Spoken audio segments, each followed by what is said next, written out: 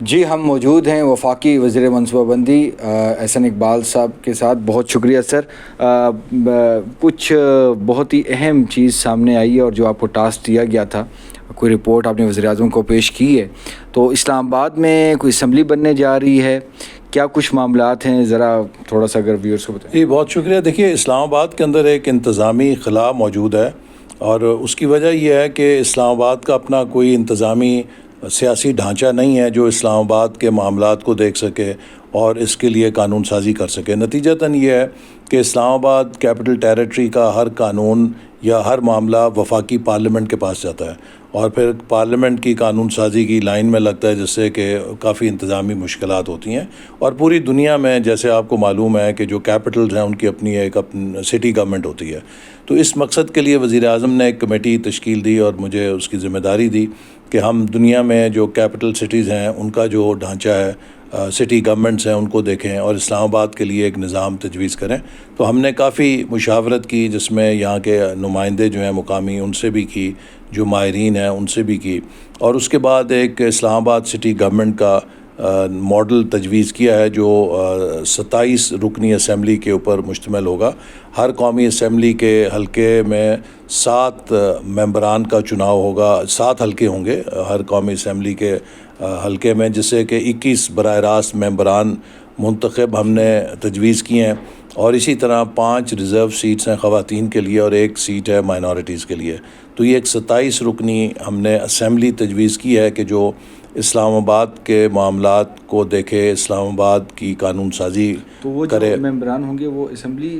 مطلب کہ ارکان نہیں, وہ براہ راست منتخب ہوں گے الیکشن کے ذریعے. کون کون سی جگہ سے منتخب ہوں گے؟ جی دیکھیے, جیسے اسلام آباد میں 3 قومی اسمبلی کے حلقے ہیں نا, تو ہر قومی اسمبلی کے حلقے میں 7 حلقے تشکیل, اس کو 7 حلقوں میں تقسیم کیا جائے گا, ڈیوائڈ کر دیا جائے گا. تو اس طرح کل 21 ممبران ہوں گے جو 21 حلقوں سے براہ راست منتخب ہوں گے. اور پھر 5 خواتین کی نشستیں ہوں گی اور 1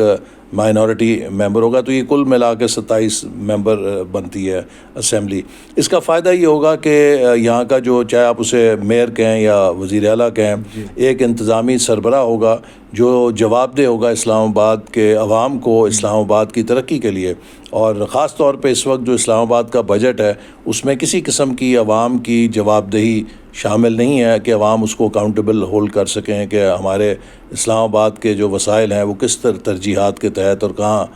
استعمال ہو رہے ہیں. اور جیسے میں نے کہا کہ قانون سازی بھی نہیں. تو ہم نے ایک ماڈرن اسمارٹ اسلام آباد سٹی اور ساتھ میں ساتھ اسلام آباد کو ایک دنیا میں ایکو کیپٹل کے طور پہ, دیکھیے اسلام آباد کی جو انوائرمنٹ ہے اور جو اس کا ایک محل وقوع ہے وہ بہت یونیک ہے, اور ہم اسلام آباد کو دنیا میں ایک ایکو کیپٹل کے طور پہ, گرین کیپٹل کے طور پہ, ایک کلچرل کیپٹل کے طور پہ متعارف کرا سکتے ہیں, جس سے ٹورزم بھی جنریٹ ہو سکتا ہے. اور پھر ایک اسمارٹ گورنمنٹ کے تحت, چونکہ اس کا سکیل ایسا ہے کہ حکومت ان اصلاحات کو نافذ کر کے اسلام آباد کیپٹل گورنمنٹ کو دیگر صوبوں کے لیے ایک مثال بنا سکتی ہے, نمونہ بنا سکتی ہے کہ وہ ان اصلاحات کو اپنے صوبوں میں بھی جا کے متعارف کرائیں. تو میں امید کرتا ہوں کہ اس پہ ایک اچھی ڈیبیٹ ہوگی, چونکہ وزیر اعظم نے اب ہمیں ہدایت دی ہے کہ اس کے اوپر آپ عوامی رائے لیں اور اس کے بعد پھر حتمی جو لوگوں کی تجاویز ہیں ان کی روشنی میں اس کو حتمی شکل دے کر آپ کابینہ کے سامنے پیش کریں. اور سر یہ کوئی ایکٹ ہوگا, اس کا قانون سازی پھر کس طرح ہوگی, کیا پارلیمنٹ اس کے لیے اگر ہم نے قانون سازی کا حق دینا تو پھر ایک آئینی ترمیم کرنی پڑے گی. جی تو اور میرا خیال ہے کہ اس پہ کسی کو اعتراض نہیں ہوگا, اتفاق رائے سے یہ آئینی ترمیم ہو سکتی ہے. اور وہ جو الیکشن کمیشن کا جو معاملات ہے کہ لوکل آپ الیکشن لوکل باڈی سے الیکشن کروائیں, تو اس کو وہ بھی کیا اسی چیز میں ایڈجسٹ ہو جائے گی؟ میں امید کرتا ہوں اس کے تحت, چونکہ یہ ایک ہم نے تجویز دی ہے, اب لوگوں کے سامنے رکھی ہے. اب ایک یہ شکل ہے اور اس کے نیچے کیا ایک اور ٹیئر بھی ہونا چاہیے یا اس کو ایک ہائیبریڈ رکھنا چاہیے, یہ جو لوگوں کی آراء آئیں گی اس کی روشنی میں پھر ہم حتمی فیصلہ کریں گے. تو یہ آپ جس کمیٹی کو ہیڈ کر رہے تھے اور کتنے اس میں وزراء یا اس میں شامل تھے؟ جی اس میں وزارت داخلہ بھی تھی, انٹیریئر منسٹری بھی تھی, جو اسلام آباد کی انتظامیہ ہے وہ بھی تھی, چیئرمین CDA بھی تھے, ڈپٹی کمشنر بھی تھے, وزارت قانون کے نمائندے بھی تھے, قانونی ماہرین جو ہیں باہر سے وہ بھی تھے, جو اسلام آباد سے 3 MNAs ہیں وہ بھی تھے. تو ایک یہ بڑی وسیع البنیاد کمیٹی تھی جس نے کافی محنت کی اور دنیا بھر کا جائزہ لیا کہ جو کیپٹل سٹیز ہیں ان میں کس قسم کی حکومت ہے, عوامی نمائندگی کس نوعیت کی ہے. تو ان سب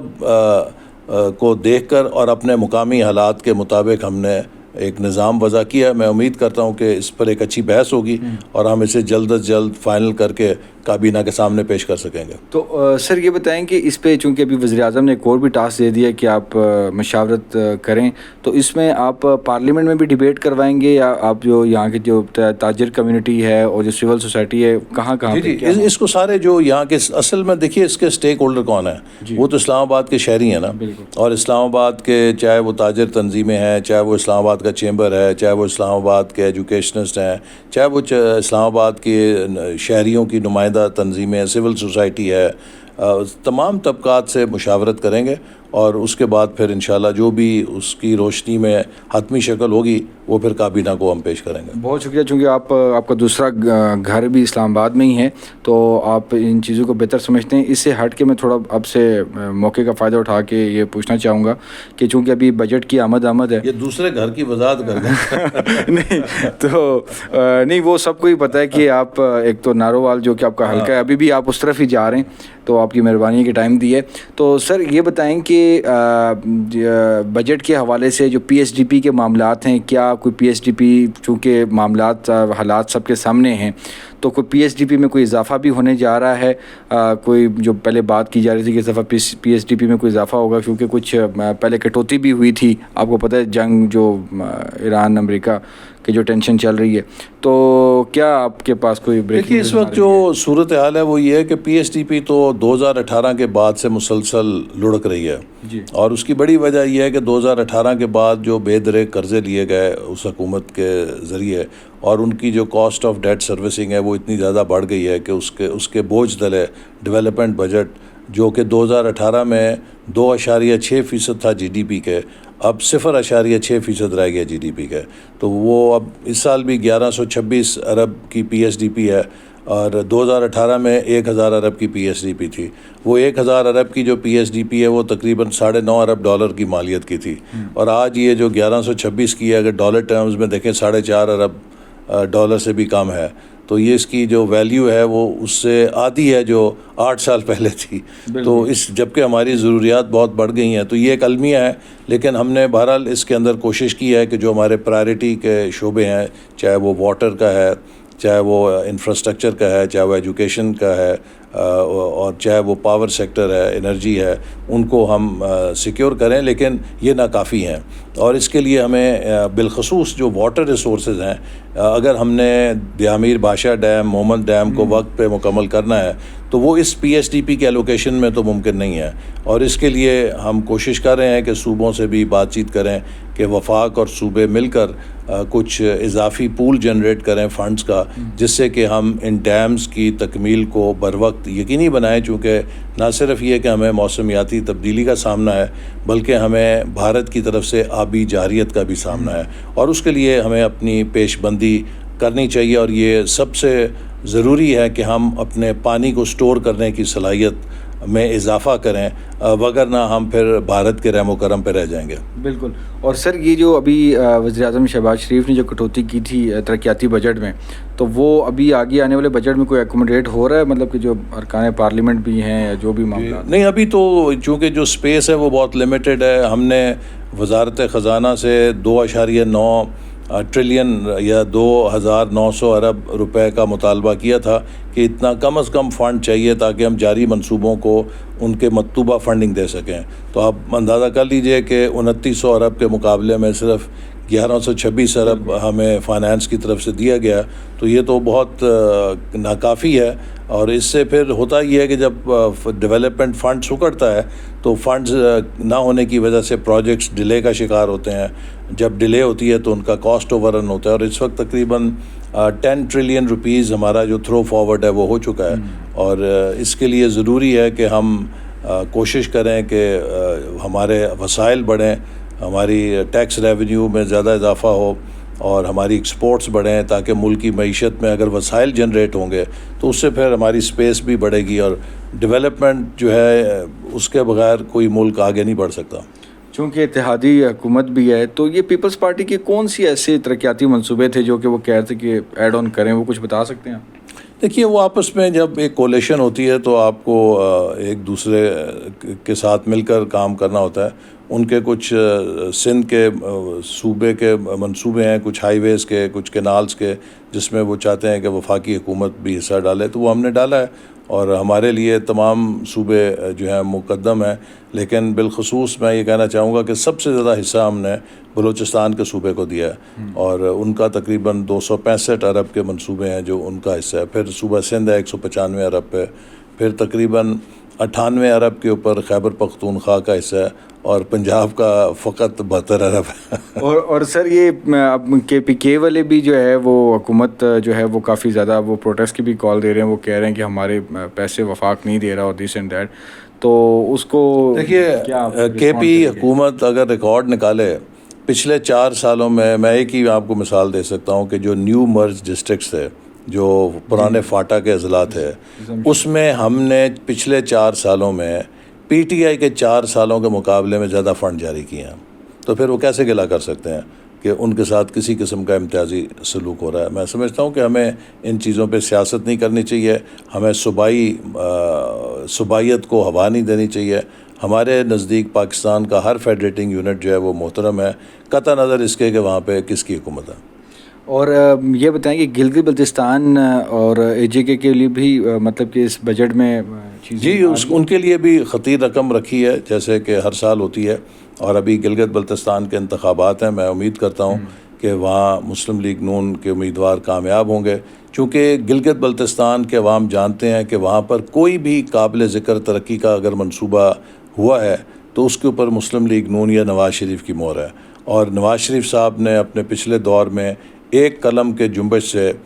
ڈیولپمنٹ فنڈ کشمیر کا اور جی بی کا ڈبل کر دیا تھا، اور اس کے بعد پھر ایک تاریخ ساز ڈیولپمنٹ ہوئی جی بی کے اندر اور کشمیر کے اندر. تو ہم تقریریں نہیں کرتے، ہم عملی طور پہ لوگوں کو معلوم ہے کہ جو ڈیلیور کرنے والی جماعت ہے ڈیولپمنٹ وہ صرف مسلم لیگ نون ہے. سر اے جے کے بھی معاملات ہیں، اب وہاں پر بھی فورس بھجوائی جا رہی ہے، لیکن آپ بھی چونکہ اس کمیٹی کا حصہ رہے ہیں تو ان کی جو سبسڈی مطلب چاہے وہ آٹے میں ہو یا وہ بجلی کے ہو، تمام تر معاملات ہیں، تو اس کے باوجود جو یہ کال ان کی طرف سے دی گئی اس کو آپ کیسے دیکھیں؟ دیکھیے میں سمجھتا ہوں کہ بات چیت ہم نے کی ان کے ساتھ، اور پھر ان کو کہا گیا کہ وہ آ کر آل پارٹیز کانفرنس میں اپنا موقف بتائیں، وہ وہاں پر نہیں آئے. پھر ابھی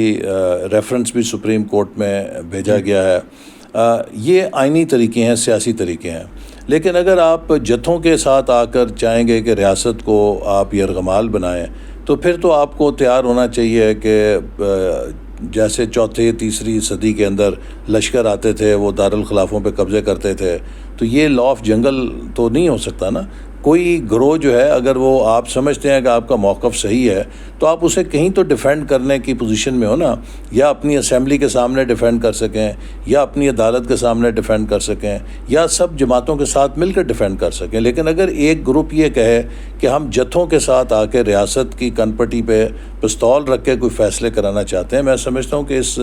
رویے کی مذمت بھی کرنی چاہیے، حوصلہ شکنی بھی کرنی چاہیے. اس سے تو پھر انارکی پیدا ہوتی ہے، کوئی نظام نہیں چل سکتا. اور اس کے پیچھے پس پردہ کون لوگ ہیں، کون سی قوتیں ہیں جو اس قسم کا انتشار پھیلانا چاہتی ہیں، اس پر ہم سب کو سوچنا چاہیے. جی بہت شکریہ. تو احسن اقبال صاحب نے بڑا تفصیلی طور پر جو ہے آنے والا جو بجٹ ہے اس حوالے سے بتایا، اور اسلام آباد میں جو ایک بہت بڑی تبدیلی جو کہ